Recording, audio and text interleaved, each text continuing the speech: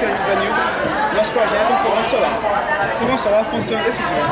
Os raios solares vêm, incidem sobre essa superfície espelhada e os espelhos refletem os raios solares nessa região. Por isso que nós já reaproveitamos essa antena parabólica, porque ela já possui um foco todo voltado nessa região. Então aqui fica uma panela, de preferência preta, porque ela absorve mais energia solar. Então, com o passar do tempo, essa panela vai se aquecendo até chegar ao ponto de conseguir fritar e cozinhar alimentos. Foi uma forma que a gente encontrou assim Foi uma forma que a gente encontrou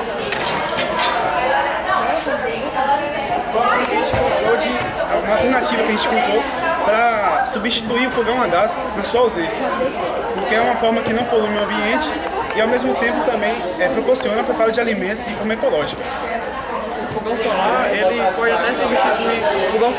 até substituir parcialmente o uso do gás metano, porque o gás metano é o tradicional gás de cozinha, ele dá um certo peso no final do mês na conta da família, e também porque ele é poluente ao meio ambiente, tanto em sua queima quanto em sua extração. Na extração, porque são usadas máquinas geralmente movidas a diesel ou então qualquer combustível derivado do petróleo, que é uma fonte não renovável, e até o metano é uma fonte de energia não renovável. E sua extração excessiva de uma jazida pode fazer com que toda a parte da camada de terra que fica em cima dela desabe. Nosso projeto ele fica mais em palestras e oficinas que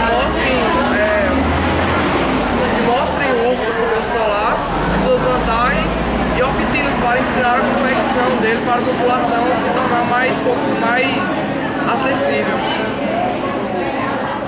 Isso.